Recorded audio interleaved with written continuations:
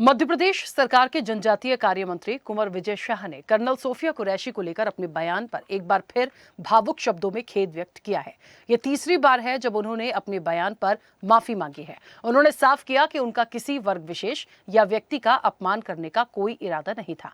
शाह ने ऑपरेशन सिंदूर के बाद कर्नल सोफिया कुरैशी पर एक विवादित बयान दिया था, जिसके बाद उनकी काफी आलोचना हो रही थी। यहां तक कि उनके खिलाफ अभियोजन की स्वीकृति देने का फैसला मध्य प्रदेश सरकार को करना है और 9 फरवरी को मामले की सुप्रीम कोर्ट में सुनवाई भी है। मैंने पहले भी कई बार कहा है, आज फिर दोहरा रहा हूँ, मेरा ऐसा कोई उद्देश्य भी नहीं था कि किसी महिला अधिकारी, भारतीय सेना या समाज किसी वर्ग का अपमान हो। निसंदेह मेरे शब्द मेरी भावना के अनुरूप नहीं थे। शब्द देशभक्ति के उत्साह, उत्तेजना और आवेश में निकले थे। गलती के पीछे की भावना को अवश्य देखा जाना चाहिए। आप सब जानते हैं, मेरी कोई दुर्भावना भी नहीं थी। मैंने अंतःकरण से क्षमा याचना की है, कई बार की है, आज फिर कर रहा हूँ। मेरे लिए अत्यंत पीड़ादायक है कि मेरी छोटी सी त्रुटि से ऐसा विवाद उत्पन्न हुआ। मुझे विश्वास है मेरी भावना को सही संदर्भ में देखा जाएगा। भारतीय सेना के प्रति मेरे मन में सदैव सम्मान रहा है और रहेगा। सार्वजनिक जीवन में रहते हुए ऐसे शब्दों की मर्यादा, संवेदनशीलता अत्यंत आवश्यक है। इस घटना से मैंने आत्ममंथन किया है, सबक लिया है, जिम्मेदारी मानता हूँ। भविष्य में वाणी पर नियंत्रण रहेगा और ऐसी गलती दोबारा नहीं होगी। एक बार पुनः इस प्रकरण से आज सभी नागरिकों से, भारतीय सेना से और सब लोगों से अंतःकरण से माफ़ी मांगता हूँ। पर जिस तरीके से शाह का विवादित बयान था और इरादा नहीं था उनका अपमान करना, ये बात उन्होंने आज तीसरी बार कही है। और खुद अभी आपने और हमने भी सुना कि उन्होंने पहले भी कई बार माफ़ी मांगी। उन्होंने आज भी अपने पूरे बयान के माध्यम से माफ़ी मांगी है और इस चीज़ को बार बार उन्होंने कहा कि जो कुछ भी उनके शब्द निकले थे वो आवेश में और एक उत्साह था उस वक्त पे। वो सारी चीज़ें, वो समय ऐसा था कि वो शब्द निकल गए, लेकिन किसी भी वर्ग विशेष को या कर्नल सोफिया कुरैशी को वो हर्ट करना नहीं चाहते थे। वो किसी को भी पीड़ा देना नहीं चाहते थे, लेकिन लगातार उनकी आलोचना होती रही। और उनको ये भी लगता है कि यदि कोई माफ़ी मांग रहा है और उसकी भावना यदि किसी को तकलीफ देने की नहीं थी, तो उस चीज़ को समझने का प्रयास करना चाहिए। देखिए, मामला क्योंकि कोर्ट तक पहुंचा और सुप्रीम कोर्ट में मामला है, 9 फरवरी को सुनवाई की बात हो रही है। और यदि फिर से वो इन सारी चीज़ों को रख रहे हैं तो क्या इस चीज को खत्म नहीं कर देना चाहिए? एक सवाल जैसा भी। हमारे साथ 2 एक्सपर्ट आज जुड़े हैं, हम सीधे चर्चा पर चलेंगे। सबसे पहले आपका परिचय कराते हैं। वरिष्ठ पत्रकार हैं भूपेंद्र सुल्लेरे। भूपेंद्र जी, बहुत स्वागत चर्चा में जुड़ने के लिए। और एक और वरिष्ठ पत्रकार हैं रमेश शर्मा। रमेश शर्मा जी, आपका भी बहुत स्वागत है। तो मैं इस चर्चा की शुरुआत आज की, रमेश शर्मा जी, पहले आपसे करूंगी। हमेशा कहा जाता है सर कि जब कोई क्षमा मांगे और दिल से यदि कोई माफी मांगता है तो उसे क्षमा कर देना चाहिए, क्योंकि विजय शाह का जो बयान आया था कर्नल सोफिया कुरैशी को लेके, उसके बाद उनकी बहुत आलोचना हुई है। आज भी जो विपक्ष है वो आलोचना करता है, उनके बयानों को अच्छी तरह से नहीं लिया गया। लेकिन उनका जो आज का बयान है और इसके पहले भी उन्होंने जो माफ़ी मांगी है और आज भी अपने वक्तव्य से जो वो कह रहे हैं, क्या नहीं लगता इस मामले को खत्म कर देना चाहिए? कैसे आप देखते हैं? ये बात बिल्कुल सही है। आज जिस तरीके से उन्होंने बहुत भावुक शब्दों में कहा है, इस मामले को अब विराम लगना चाहिए। अपराध 2 प्रकार के होते हैं। एक अपराध शाब्दिक होता है, एक अपराध मानसिक होता है, एक अपराध शारीरिक होता है। अपराधों की पूरी परिभाषा है, अब उसमें कभी फिर अपन चर्चा करेंगे। तो शाब्दिक अपराध जो होता है उसको अगर हृदय से स्वीकार कर लिया जाए तो मैं समझता हूँ वो क्षमा के योग्य होता है। कई बार किसी का गुस्सा किसी पे उतरता है। हम अगर घर में देखें भी तो कई बार एक माँ होती है, किसी और का गुस्सा अपने बच्चे पर 2-4 चांटे लगा देती है। तो स्वाभाविक रूप से उस समय कुछ घटनाक्रम ऐसा घट रहा था तो किसी का गुस्सा किसी पर उतरा। ये उन्होंने शाब्दिक में कहा और जिस भावुक शब्दों में उन्होंने कहा है, प्रायश्चित करने की भी बात कही है और भविष्य में दोबारा गलती नहीं होगी ये भी उन्होंने दोहराया है। मैं समझता हूँ इस बात को ध्यान में रख करके इस बात को अब विराम दिया जाना ही चाहिए। जी बिल्कुल ठीक है। भूपेंद्र जी, मेरी आवाज पहुंच रही है? जी भूपेंद्र जी, कैसे आप इस विषय को देखते हैं? क्योंकि लगातार उनकी आलोचना होती रही और आज भी उन्होंने जो अपनी बात रखी है और ये भी कहा है कि इसके पहले भी उन्होंने माफी मांगी है और आज भी अपने शब्दों के माध्यम से, यहां तक कि उन्होंने ये कह दिया कि आने वाले समय में वो इस चीज का भी ख्याल रखेंगे कि कभी इस तरह के जो शब्द है वो ना निकले उनके मुख से और कभी किसी को तकलीफ ना हो। हालांकि वो व्यक्तिगत रूप से ऐसा करना भी नहीं चाहते थे, उस समय की स्थितियां परिस्थितियां अलग थी जो इस तरह के शब्द निकले। तो क्या इस मामले को खत्म कर देना चाहिए? जी, निश्चित रूप से देखिए, हमारी न्याय व्यवस्था बहुत ही मजबूत, तो उसी लोकतंत्र की प्रक्रिया भी उसी न्याय व्यवस्था पे अंकित है। तो देखिए, मंशा और शब्द दोनों में फर्क होता है। भारतीय जो न्याय व्यवस्था है, वह भी आंतरिक आपराधिक दृष्टि मंशा पे दृष्टि डालती है और मंशा के अनुसार ही वो तत्व की महत्वपूर्ण अपराध को जानती है और पकड़ती है। तो इसी हम कह सकते हैं कि किसी भी उनका बयान जो था किसी को अपमान करने की नीयत से नहीं था। वो भाषाई या कह सकते हैं कि प्रसंगवश उन्होंने अपने जिस तरह से उन्होंने अपने बयान में कहा कि उत्तेजना से उन्होंने कह दिया, तो यह प्रसंग कह दिया। और सुप्रीम कोर्ट ने कई मामलों में इस तरह से कहा कि हर गलत शब्द को अपराध नहीं माना जा सकता है। ये सुप्रीम कोर्ट ने कई बार कहा गया है। और इसी तरह से हम कह सकते हैं कि संवैधानिक परिपक्वता वही है कि जिसमें वो उन्होंने माफी मांगी, वही उनकी परिपक्वता है। और गलती स्वीकार करना लोकतंत्र के अपराध की ही सबसे बड़ी है और सबसे बड़ी महानता है।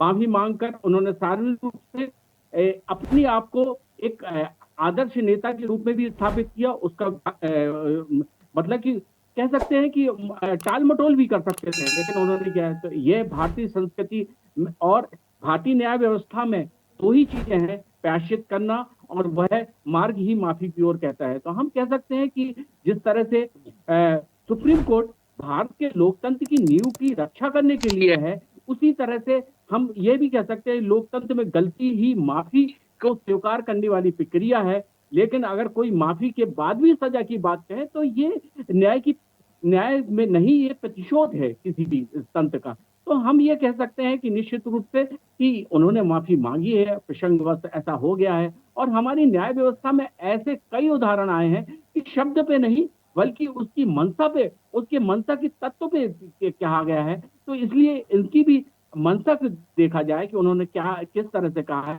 और इसीलिए उनको इस तरह से उन्होंने जब अपने फिर से स्टेटमेंट में कहा है कि हम माफी मांगते हैं और पुनः इस तरह से गलती नहीं करेंगे। और उन्होंने हमेशा, चाहे ऑपरेशन सिंदूर की हो, चाहे भारतीय सेना की हो, चाहे भारतीय वीरों के बारे में हो, हमेशा उन्होंने प्रशंसा की है। और वो संवैधानिक पद पे भी हैं, मंत्री हैं।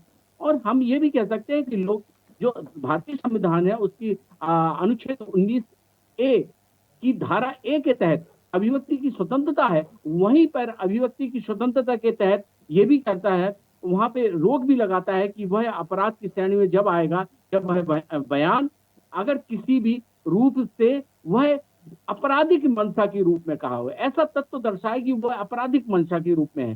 तो ये निश्चित रूप से उनकी बहुत बड़ी उपलब्धि है और हम कह सकते हैं ये साहस का कदम है, लोकतंत्र की परिपक्वता है कि सार्वजनिक रूप से उन्होंने अनेकों बार माफी मांगी है।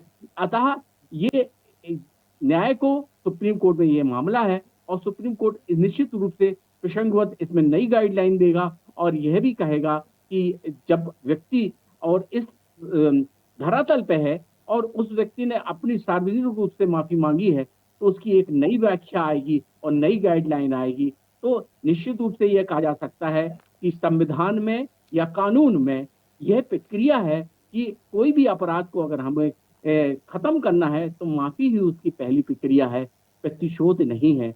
अतः उनकी सार्वजनिक माफी की स्वीकृति देनी चाहिए और उनके बारे में विचार न्याय प्रक्रिया को करना चाहिए। बिल्कुल, मैं इसी चीज को थोड़ा सा आगे बढ़ाऊंगी। रमेश शर्मा जी, मुझे ऐसा लगता है कि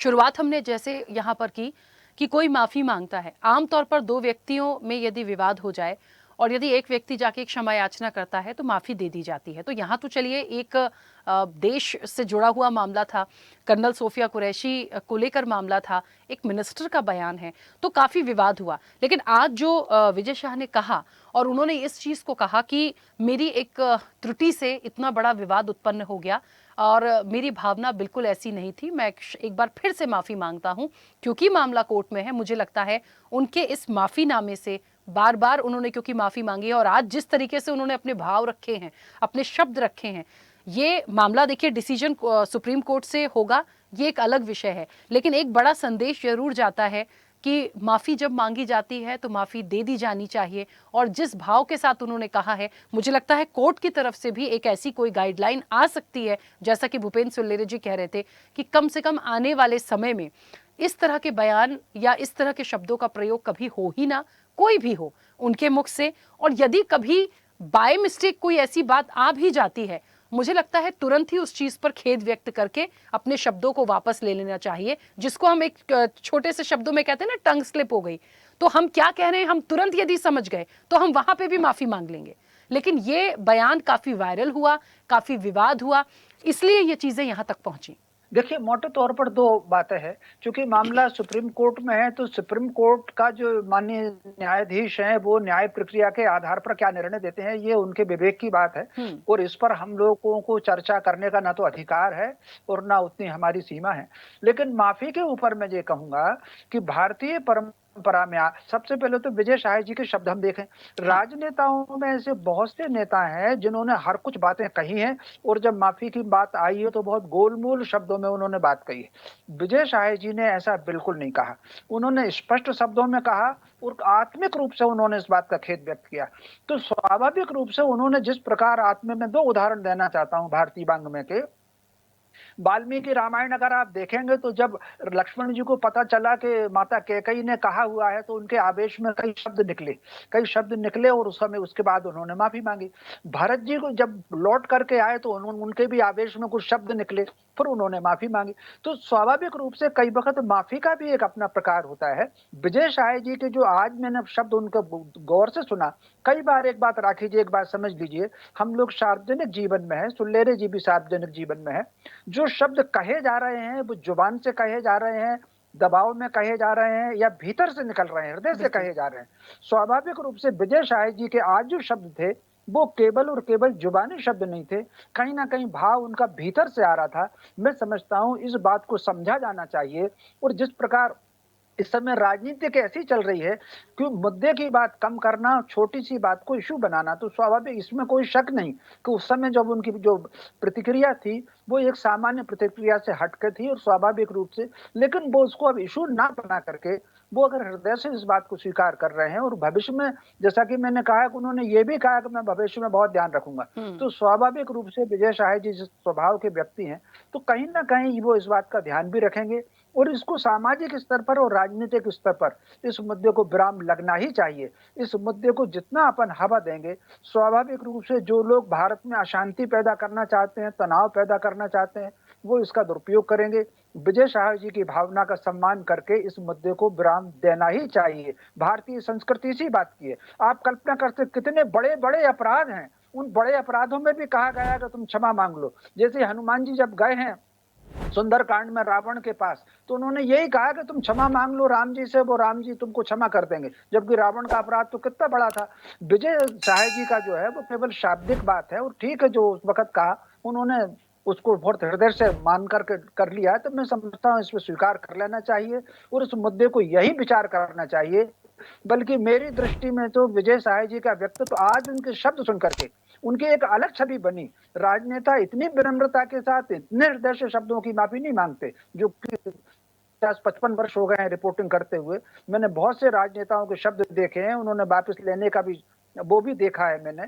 तो लेकिन जिस तरीके से उन्होंने आज शब्द व्यक्त किया, वो निश्चित रूप से उनके हृदय से आ रहे थे, और उस बात का उनको सम्मान किया जाना चाहिए। जी बिल्कुल, क्योंकि समय की भी सीमा है। एक बहुत संक्षिप्त प्रतिक्रिया भूपेंद्र जी आपकी, और रमेश जी की बात को थोड़ा सा आगे बढ़ाऊंगी। जैसे कि उन्होंने कहा कि वाकई में इस मामले को खत्म कर देना चाहिए। मैंने भी शुरुआत यहीं से करी थी कि जिस तरीके से उन्होंने आज माफी मांगी है, और उसके बाद बिल्कुल बेशक इस चीज को बिल्कुल यही खत्म कर देना चाहिए। क्या विपक्ष के जो लोग हैं, जो लगातार आलोचना कर रहे थे, क्या लगता है कि उन लोगों को भी अब इस मामले पर, कभी भी मैं अमूमन बहुत चर्चाओं में होती हूं, बार बार कोई इस तरह से अपमानजनक कोई बात आती है तो विजय शाह जी का नाम सामने आता था, तो मुझे लगता है मैं तो इंटरप्ट कर पाऊंगी किसी भी विपक्ष के साथी को कि अब आप रहने दीजिए, क्योंकि उन्होंने जिस तरीके से माफी मांगी है, इस चीज को हमें खत्म करना चाहिए। तो आपको भी लगता है कि विपक्ष को भी इन चीजों को अब छोड़कर आगे बढ़ जाना चाहिए? बार बार आप किसी उसी बात को लाकर फिर से उसी चीज को इशू बनाएं और इस तरह की चीजों को पब्लिक डोमेन में लाएं, तो ये अच्छा मैसेज नहीं देती है। देखिए निश्चित रूप से देखिए हम लोग मानव हैं और मानवीय रूप में हमसे त्रुटियां होती हैं। हमारे रूप में जो हम ईश्वर के रूप में मानव के रूप में आए हैं, तो ईश्वर बनने के लिए हमारे साथ के लोग, करोड़ों लोगों में कुछ लोग प्रयास करते हैं और वो ईश्वरत्व को प्राप्त करते हैं और वो वाणी कर्म से ही अपने को ईश्वरत्व की प्राप्ति करते हैं। तो ये भी एक देखिए स्वाभाविक है, गलतियां करना और गलतियों को सुधारना और पुनः ना करना, ये सबसे बड़ा है। देखिए, मैं आपको एक बात बताऊँ कि हर असहज बयान अपराध की श्रेणी में नहीं आता और उसकी बात की सबसे बड़ी बात मैं आपको पुनः कहूँगा कि जो आपराधिक उसकी मंशा क्या है? उसका जो बात की जा रही है वो शब्द की मंशा कहाँ है?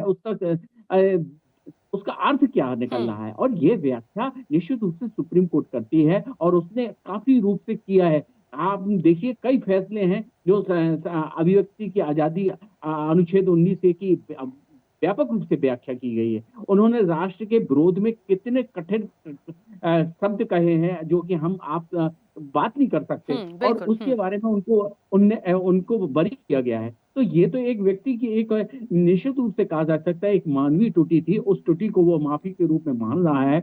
और सबसे बड़ी बात है कोर्ट भी न्याय प्रक्रिया भी ये देखती है कि वह शब्द जो कहे हैं उसकी मंशा कहाँ है, उसका उद्देश्य क्या है और उसका अगर उद्देश्य इस तरह से नहीं है तो उसके माफी के योग्य है। और फिर बाद में एक दूसरी बात सबसे महत्वपूर्ण है कि सुप्रीम कोर्ट जो कोर्ट है, न्यायालय प्रक्रिया है, वो हम लोगों से ज्यादा विवेक, क्योंकि उनको मार्गदर्शन समाज और राजनीति और लोकतंत्र को बचाने के लिए उनकी जिम्मेदारियां है। और क्योंकि यह सुप्रीम कोर्ट है और इनकी वो लोग इतने ऊंचे पद पे होते हैं, उनको निश्चित रूप से वो नए एक मार्गदर्शन देते हैं और वो इस चीज को भी मार्गदर्शन देंगे। और राजनेता लोग भी अपनी उत्तेजना और जिस अविवेक रूप से ऐसे वचन कह देते हैं जो राजनीति के परिप्रेक्ष्य में दूसरे लोग राजनीति करने लगते हैं। आज की वह शुचितापूर्ण राजनीति की फिर से आवश्यकता है कि किसी के भी द्वारा कहा गया हो, चाहे वो पक्ष हो चाहे विपक्ष हो, क्योंकि मानवीय त्रुटि के रूप में हमेशा इतनी जंग नहीं होनी चाहिए। अगर व्यक्ति माफी मांग लेता है तो उसको वही विराम देना चाहिए और वही उसको निश्चित रूप से स्थगित प्रस्ताव कर देना चाहिए। यही एक लोकतंत्र की, एक न्याय प्रक्रिया की और एक विवेकशील व्यक्ति और एक प्रगतिशील भारत को बढ़ाने के लिए एक सार्थक कदम होगा। और यह राजनीति पहले हमने देखी है, इस तरह से होती थी, हमने सुना है, हमने इस तरह से होता था, क्योंकि वो लोग जब तक उसको करते थे जब तक वह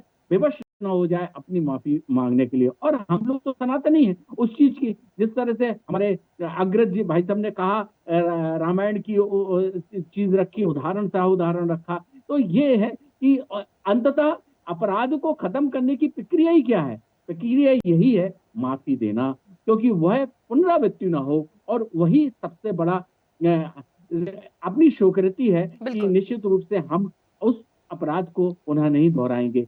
हम तो यही कहेंगे कि इस चीज को इतना बड़ा हो गया, इसको विराम लगना चाहिए।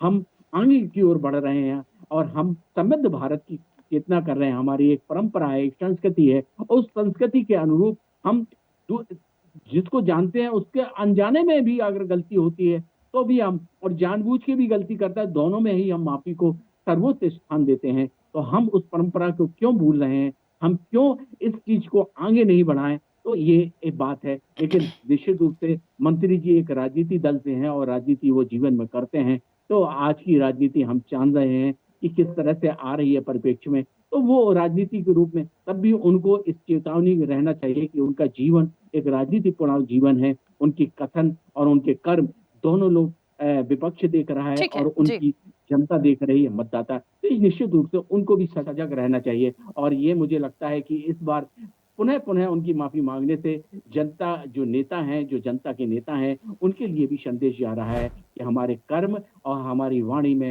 एक संतुलन होना चाहिए और वह अनुशासन निश्चित रूप से प्रकट होना चाहिए कि हम ऐसे कृत्य पे दोबारा फिर से भी विवश न हो और हम माफी जनता के रूप में ना मांगे। बिल्कुल, चलिए समय भी हो गया। अब दोनों मेहमानों का बहुत शुक्रिया इस चर्चा में जुड़ने के लिए। तो देखिए, कुंवर विजय शाह ने माफी मांगी है और कर्नल सोफिया कुरैशी को लेकर जो बयान था उसको लेकर उनकी बहुत आलोचना हुई।